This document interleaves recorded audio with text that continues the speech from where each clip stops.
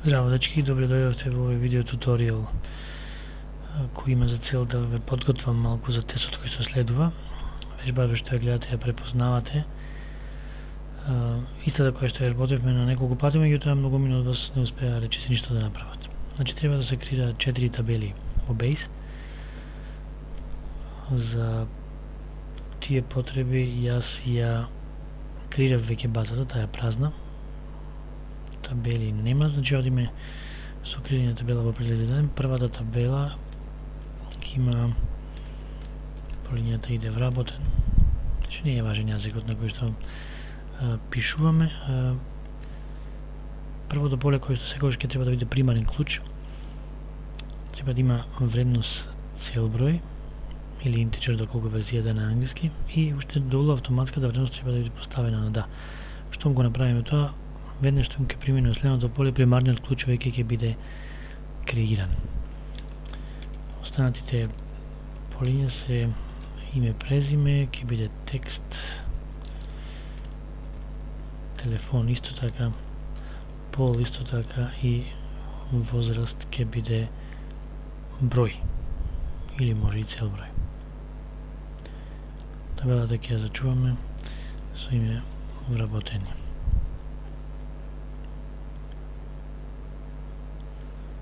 Одиме понатаму со останатите табели. Значи за табелата артикли ни треба примарен клуч кој што ќе се вика иде артикл и се разбира и кај него ќе имаме цел број со автоматска вредност да.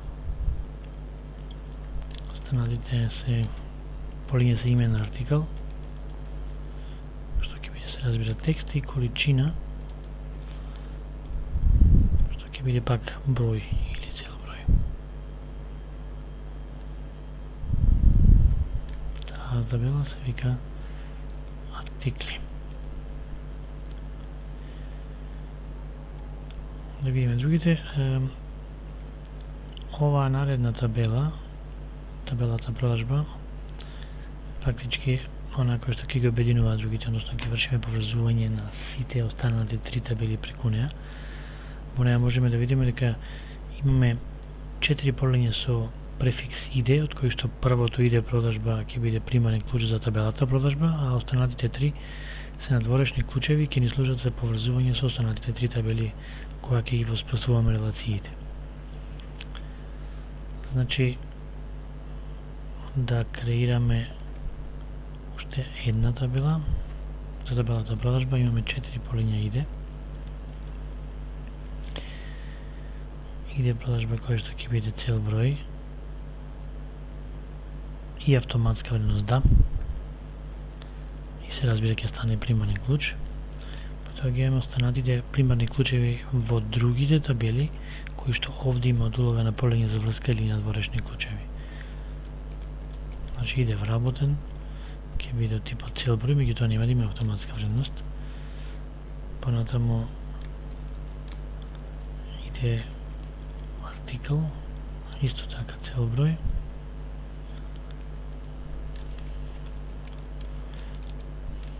Датум на продажба ќе биде се разбира од типот датум и кога сме веќе тука можеме и форматот да го смениме. Ако евентуално ви е поставено да биде на некаков формат кој што е различен од македонскиот, еве за секој случај ќе го форматираме да прифаќа датум во обликот ден, месец, година. Само да видиме кој бе останатите полиња. Значи имаме иде купувач и количина. Количината се разбира дека ќе биде пак број.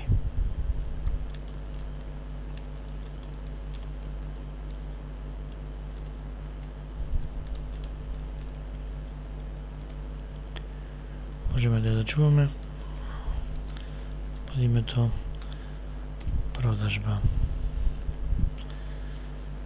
Исто на уште една табела. Тоа е табелата купувачи, која што ќе има само две полиња. Иде на купувач и име на купувач.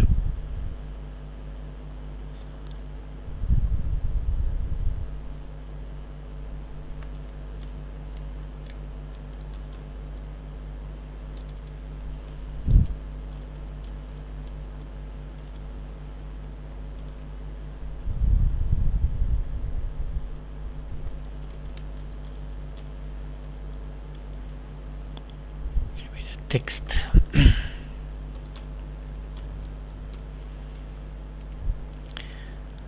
Сега се креирани сите три табели.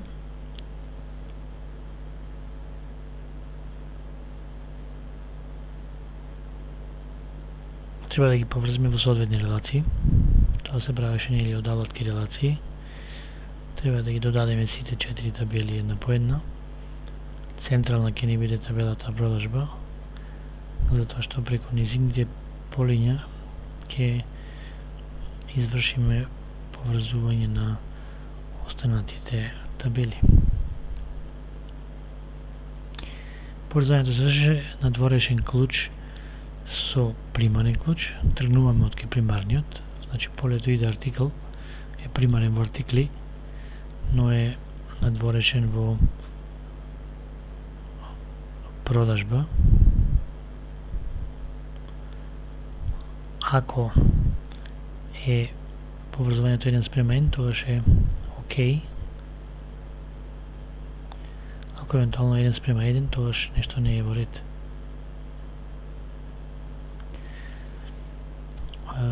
Релациите ги воспоставивме, можеме да ги зачуваме.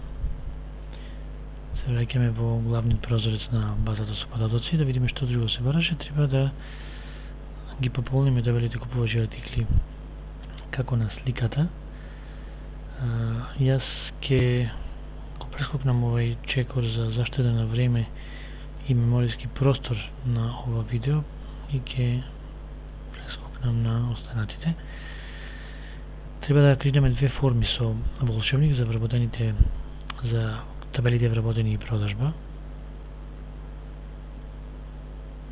Односно за вработени ќе креирам со волшебник, за продажба ќе го креираме од почеток, затоа што продажба ќе обединува податоци кои што ќе се преземаат од различни табели, додека кај формата вработени сите податоци ќе бидат од табелата вработени, што значи можеме да користиме волшебник. Одиме во форми, користиме волшебник, во првиот чекор избираме табела, значи за вработени, ќе ги префрлам сите, освен иде вработен, тоа автоматски се пополнува, нема потреба да стои. Одиме само во петтиот чекор на брзина да сменам распоред на елементите и можеме да завршиме. Формата ќе биде креирана, сега за сега не ни треба. Односно, можеме веднаш да влеземе во режим на уредување, каде што полето пол ќе го претвориме да биде поле за групирање. Така се бара понатаму во вежбата. Полето за групирање се наоѓаше во повеќе опции. Еве и за него ни треба да ни биде волшебник вклучен. Ќе го избереме и ќе нацртаме неговата локација. Штом тоа ќе го направиме, ќе започне волшебникот веднаш, кој што прво не прашува кои ќе бидат елементите. Па еве јас ќе ги внесам машки и женски на брзина.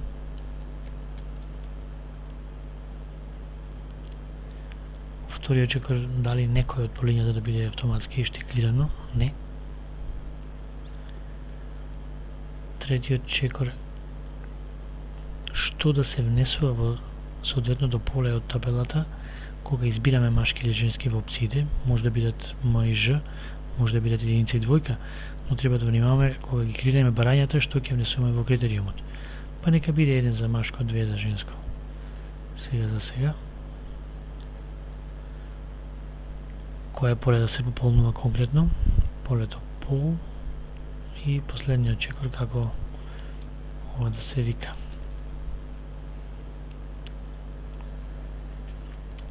Тоа го завршивме во табелата, во формата вработени.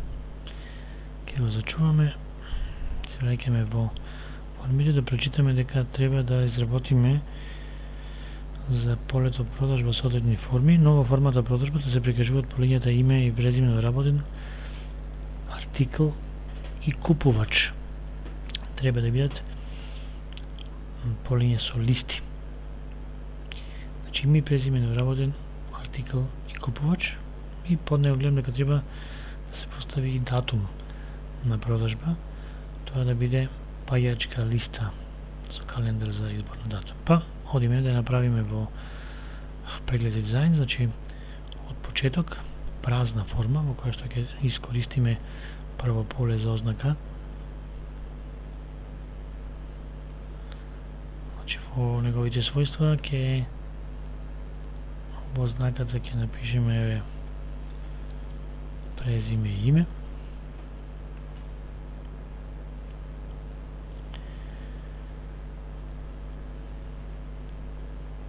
Сега ќе изберам поле со листа,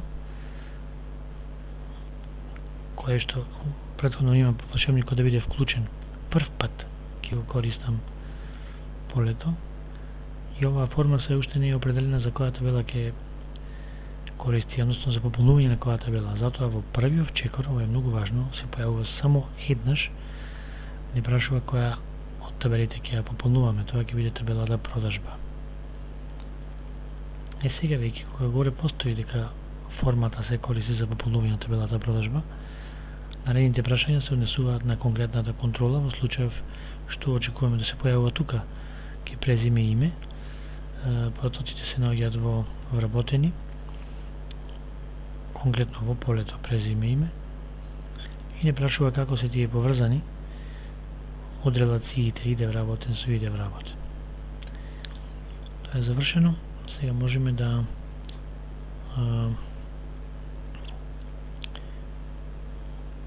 ова ќе го ископираме и ќе го вметнам повторно. Се вметнува на истата позиција. Ќе ни треба артикл.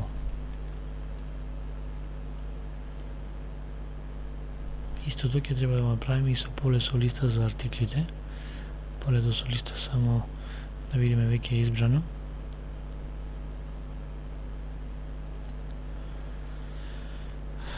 Забележувате дека првиот чекор сега повеќе не се појавува, односно дека се уште работиме во истата форма, а таа веќе определивме дека ќе се користи за пополнување на табелата продажба. Па сега прашањата од овој волшебник се за конкретното поле, односно каде се наоѓаат потоците. Тоа е во артикл, во полето имен артикл, значи од таму да се преземаат и како се поврзани иде со иде. Исто треба да се направи и со полето купувачи. Нема во интерес на времето, тоа ќе го прескокнеме, ќе направам само поле за датум од повеќе контроли. Волшебникот не е важно дали е вклучен или исклучен во конкретниот случај. Еве го полето за датум. Го исцртуваме. Нели требаше да избереме 3 работи, а тоа е форматирањето на датумот.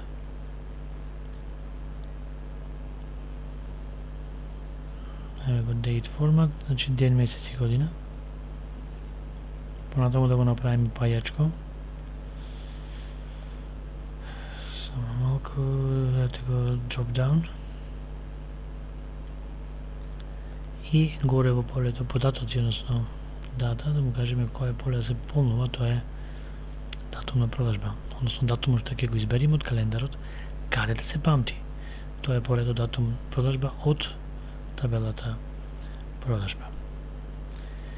Тоа е тоа, значи треба да се додаде, се разбира, и поле за ознака, кое што ќе го појаснува ова поле, јас тоа ќе го скратам сега, ќе ги зачувам формата продажба. Да видиме што друго се бараше. Сега треба да со помош на формите да пополнам табелата вработени со најмалку 10 записи и продажба. Тоа ќе го прескокнеме. Нема да имаме податоци за барањата, меѓутоа јас ќе се трудам само да ги креирам барањата правилно, а не во резултатите од барањата нема да имам ништо, затоа што фактички немам никакви податоци во моите табели. Првото барање се бара да се изработи барање во кој што ќе се прикажуваат името и презимето само на вработените кои што се постари од 30 години и извршиле продажба после 10.9.2012. Ова е стара вежба, како што гледате, од пред 2 години, но се едно е. Значи, име и презиме на вработените постари од 30 години, продажба после 10.9. Одиме во барање во преглед за дизајн, имењата и презимењата ни се на вработените во табелата вработени, датумите на продажба во табелата продажба. Треба нешто дополнително ќе додадеме подоцна, значи име и презиме, ни треба и возраст заради критериумот, постари 30 години, и треба датумот на продажба. Значи возраста во критериум да биде поголемо од 30. Имам уште еден критериум во датум на продажба, само да видам што точно се бараше. Продажба да биде после 10.9.2012. Значи да биде поголемо, и сега се договоривме таму да пишуваме кога го внесуваме критериумот прво месецот, па годината.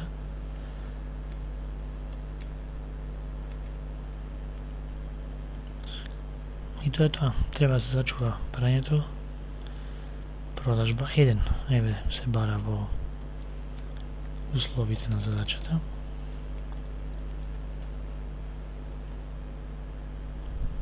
Океј, и барањето е креирано. Нема да го извршуваме затоа што, како што кажав, нема да има никакви резултати.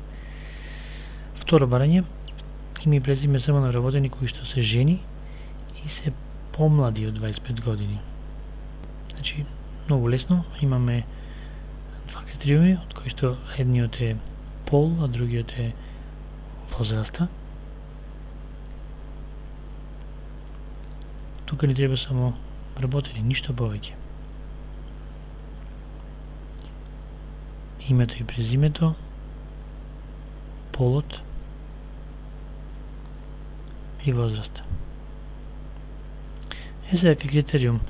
Ако се сеќавате кога ја правев формата вработени, кај полето за групирање, во учебникот кај пол избрав да биде за жени да се внесува двојка. Значи нема ж како што вежбавме, туку во случајот ќе биде двојка. Ако сте избрале таму да биде ж, тогаш во критериумот ќе требаше да биде ж. И возраста да биде помала од 25. Барањето е завршено. Мислам дека се викаше продажба 2.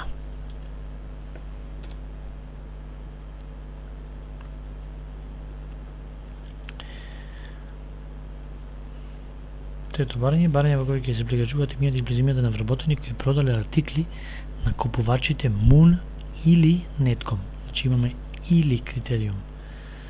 Барањето да се вика одобрени купувачи. Значи име и презиме на вработени кои продале артикли на купувачите Moon или Netcom. Добро. Име и презиме на вработени во вработен. Купувачи. Продажба. Па еве го името и презимето на вработениот. Име на купувачот. Името на купувачот во критериум, значи треба да биде Moon или, кога имаме или, можеме да ги внесуваме еден по друг. Ако имаме и критериум, тогаш треба името на полето уште еднаш да го повикаме во наредната колона. Како што беше случајот со датумите поголемо и помало.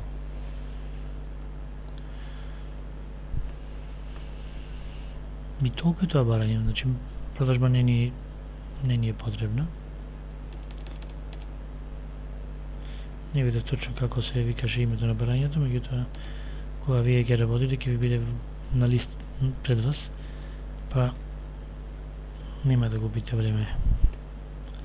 Четврто барање. Сите продажби во 2012. Значи да биде датумот поголем од 1.1.2012, а помало од 31.12.2012. Тоа е да не го работам, што да се прикажува кажано во заградата. Еве уште извештај во кој ќе се прикажуваат продажбите од претходното барање, значи извештајот врз основа на барањето, нас не ни е критично, меѓутоа извештаите беа прилично лесни. Треба да внимавате на чекорот групирање, значи треба да се групира според купувачот, а потоа да се сортира. Значи во наредниот чекор купувачот ќе биде веќе наведен како прв во критериумите за подредување, ќе биде избледен, ќе мора количина да се избере во втората опција за подредување. Тоа мене ми треба со се зборување некаде 20 на минути, со малку прескокнување на некои чекори. Значи вие ќе имате сосема доволно време за цел час, макар да ќе биде и вежбата, односно тестот прилично помал, со една табела помалку и мислам дека едно барање помалку отколку овој пример.